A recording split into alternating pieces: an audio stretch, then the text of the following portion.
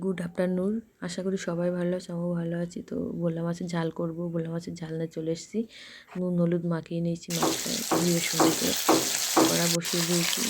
মাছগুলো ভেজে নিলাম, নেওয়ার পরে মাছগুলো তুলে নিয়ে ওই কড়াইতে আমি লঙ্কা ফাটিয়ে দিলাম আর কালো জিরে ফোড়ন দিয়ে দিলাম। দিয়ে ফোড়নটা হয়ে গেলে পরে টমেটোগুলোকে একটা ছিলে দিয়ে দিলাম, নুন দিয়ে দিলাম। টমেটোগুলো মজে গেলে পরে আমি হলুদ দিয়ে দিলাম, দিয়ে একটু কষিয়ে জল দিয়ে দিলাম। ঝোলটা ফুটে গেলে পরে আমি মাছগুলো দিয়ে দিলাম, মাছগুলো দিয়ে দেবো ঝোলটা ফুটে গেলে পরে।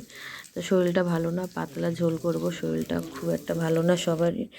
তো মাছ ঝোলগুলো ফুটে গেলে তো সুন্দরভাবে যখন হয়ে গেছে রান্নাটা আমার, তখন আমি ধনেপাতা কুচানো ছিল, ধনেপাতা কুচিয়ে দিয়ে নামিয়ে ফেললাম। তো এরকম পাতলা ভোলা মাছের ঝাল তোমাদের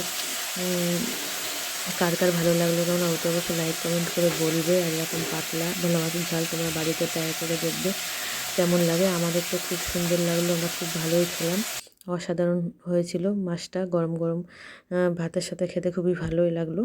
তো তোমাদের কেমন লাগলো তোমরা ওতে অবশ্যই বলবে আমাকে, আর তোমরা এরকমভাবে ঘরে ট্রাই করে দেখবে।